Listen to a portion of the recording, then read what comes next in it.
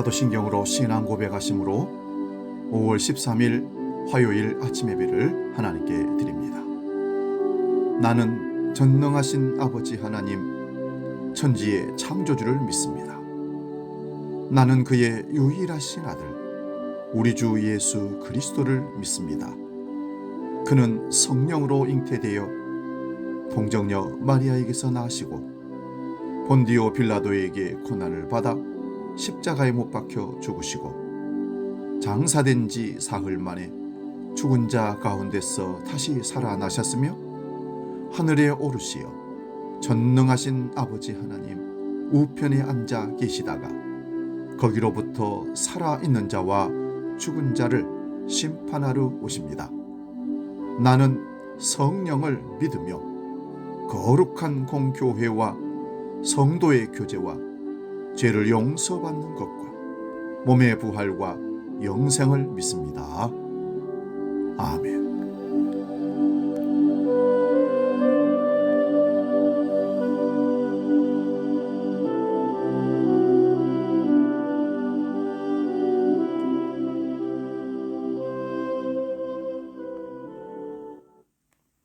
찬송가 300장 내 맘이 낙심되며 함께 찬송합니다.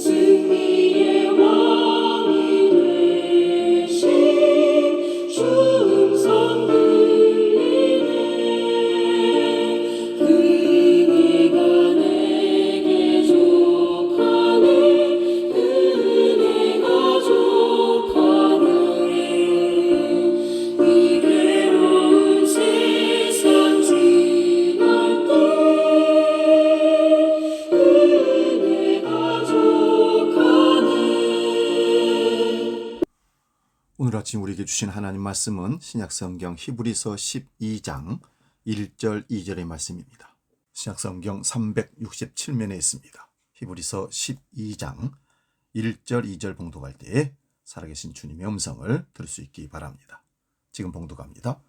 이러므로 우리에게 구름같이 둘러싼 허다한 증인들이 있으니 모든 무거운 것과 얽매이기 쉬운 죄를 벗어버리고 인내로서 우리 앞에 당한 경주를 하며 믿음의 주요 또 온전케 하시는 이인 예수를 바라보자. 그는 그 앞에 있는 기쁨을 위하여 십자가를 참으사 부끄러움을 개의치 아니하시더니 하나님 보좌 우편에 앉으셨느니라. 아멘. 봉독한 말씀으로 비판과 자성, 이런 제목으로 말씀 상고하면서 은혜를 나눕니다. 비판과 비난은 다릅니다. 비판의 사전적 의미는 옳고 그름을 판단하여 밝히거나 잘못된 점을 지적하는 것, 그리고 논리적 근거를 바탕으로 비판한 것이라고 합니다. 그런데 비난은 나의 결점을 가지고 그 사람을 깎아내리는 것을 의미합니다. 일단 비판은 자유라고 생각합니다. 또한 꼭 있어야 된다고 생각하고 정당한 개인의 의견이 담긴 비판은 피드백의 역할을 할 수 있다고 생각합니다. 오히려 정당한 비판을 무시했을 경우에 문제가 더 악화될 수 있다고 생각합니다. 다만 비판이 아닌 비난은 분명히 문제입니다. 비판과 비난의 차이점이 무엇일까요? 비판은 건설적이어야 하며 문제를 해결하고 개선을 도모하는 과정입니다. 이는 대상의 행동이나 결과에 대해 개선을 제안하는 것이지 그 사람 자체를 공격하는 것이 결코 아닙니다. 반면에 비난은 대개 감정적이고 그 목적을 대상을 상처 입히거나 깎아내리는 데 있습니다. 결국 비난은 생산적이지 못하며 문제 해결에 아무런 도움이 되지 않습니다. 또한 비판과 자성을 구별할 필요가 있습니다. 비판은 내가 남을 판단하는 것이라면 자성은 내가 나를 판단하는 것이라 말씀을 드릴 수 있습니다. 하나님이 우리를 판단하시면 심판이 되고, 내가 남을 판단하면 비판이 되고, 내가 나를 판단하면 그게 자성이 되는 것입니다.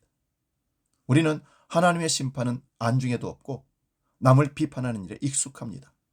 하지만 하나님은 농부가 추수 때 알곡과 쭉정이를 골라내는 것 같이 마지막 날에 믿는 자와 믿지 않는 자, 지옥에 갈 자와 천국에 갈 자에 대한 심판이 있다고 하셨습니다. 의와 불의, 신앙과 불신앙, 선악 간의 심판이 있다고 말씀하십니다. 하나님의 심판을 생각하고 행동하면 의로워지고 진실해질 수 있습니다. 그러나 하나님의 심판이 없다고 생각하든가 아니면 심판을 업신여기며 비판만 하게 될 것입니다. 비판은 잘잘못을 밝혀내기 위해 따지는 것입니다. 가끔 국회 인사청문회를 볼 경우가 있었습니다. 정부 강요들의 도덕성 문제를 따지기 위해 잘잘못을 밝혀내려고 모두 비판 전문가들이 됐습니다. 그러나 검증 과정 중 그 일을 할 수 있느냐 할 수 없느냐라는 능력 검증이 인의 인신공격으로 돌변하는 것을 많이 봅니다. 능력 위주의 사람을 판단해서도 안 되지만 한 번의 실수도 용납되지 않으면 안 된다는 것. 의인은 없나니 한 사람도 없다는 성경 말씀처럼 모든 사람은 비판의 테두리를 벗어나지 못합니다. 비판에 앞서 자성이 먼저 있어야 합니다. 자성하는 사람이 많아야 나라가 밝아집니다. 자성하는 사람이 있는 가정, 자성하는 사람이 있는 교회와 공동체, 자성하는 사람들이 있는 나라가 돼야 모두 청결해집니다. 비단 국가뿐만 아니라 오늘날 한국 교회 역시 자성의 목소리가 없고 비판의 목소리만 높습니다. 비판하고 자성이 없는 한국 교회는 크게 후회하게 될 것입니다. 그러나 교회가 내게 무엇을 해주기를 바라기보다 내가 교회를 위해 하나님을 위해 무엇을 할 것인가를 깨달은 그런 사람들이 많아질 때 한국 교회는 제2의 종교개혁 사건이 일어나게 될 것입니다. 성경은 비판에 앞서 자기 성찰을 먼저 해야 한다고 말씀합니다. 성경도 비판을 받지 아니하려거든 비판하지 말라, 헤아림을 받지 아니하려거든 헤아리지 말라 했습니다. 비판에 앞서 더 좋은 아이디어와 비전과 꿈을 제시해야 듣는 백성은 목표를 향해 달려가 나갈 것입니다. 목적이 이끄는 삶을 쓴 미국의 릭 워렌 목사는 분명한 목적 없이 비판하면 혼선을 가져오고 목적 있는 비판은 새 역사를 만들어간다고 했습니다. 자기 성찰은 자신의 발전만이 아니라 국가와 공동체를 향상하는 내공이 되는 것입니다.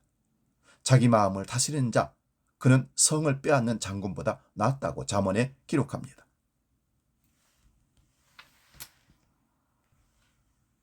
우리는 오늘 믿음의 주여 우리를 온전케 하는 이인 예수를 바라보면서 철학자 소크라테스의 말도 한번 생각해 보시기 바랍니다. 너 자신을 알라.